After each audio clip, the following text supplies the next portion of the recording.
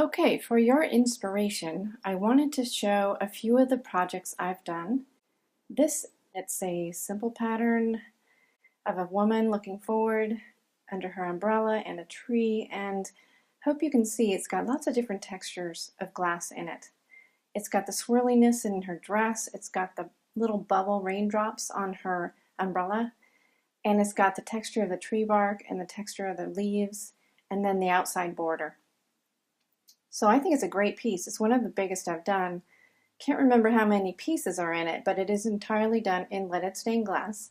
And as you can see, the color of the lead is pretty uniform. It's been stained a bit so that the solder joints blend in well with the lead. I really do like that piece.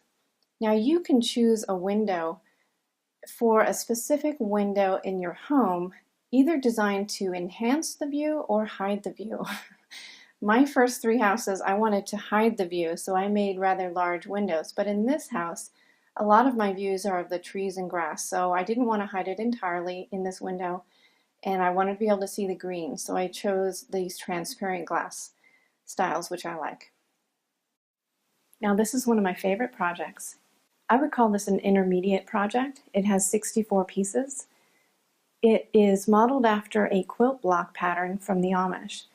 And some people say it's called Sparrows in Flight, others say it's Birds in Flight.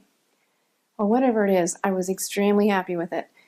I loved finding that deep blue glass and that clear, precise white right on top of it. Just looked fabulous. I got the pattern from a quilt book. It was just the right amount of challenge. It was the first piece I did where I had access to a glass grinder, which made it nice and easy. I'm very proud of this work. So as I said, you might want a project that helps to hide the view or give you some privacy. This window was built for a specific craftsman style house from the 1920s, and the issue the owner had was with privacy. He didn't like it that anyone could walk up to his front door and just see nicely and clearly right into his home. So he wanted something that went with the period and also afforded him some privacy. Unfortunately, before he was able to install this window, he moved out of the house altogether, and so it ended up back in my hands.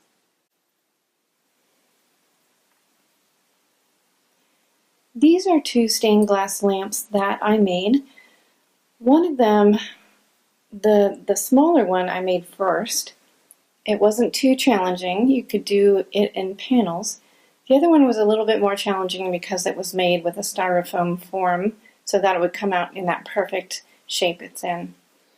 I wanted to just show these off because of the distinction between lead work and copper foil work. These are copper foil projects, and what that means is every piece is wrapped in actual copper foil, and it's like a tape-like consistency, a very narrow piece of copper tape. You tack it down to the outer part of every single piece, and then you solder around the entire edge, joining each edge from one piece to another. This is different from lead work because with lead you're just soldering where the lead comes together, just at the corners. Copper foil was popularized by Louis Tiffany in the 1900s, and it is some gorgeous work, but I'd say this is a bit more advanced. There probably will be a copper foil class out there on Udemy in the future, so go ahead and look for that. Hey, just want to show quickly a few projects that I've done. This one was intended to be an entire 9-piece quilt, but unfortunately one of my cats killed 3 panels and I lost heart over it, so I left it at 4.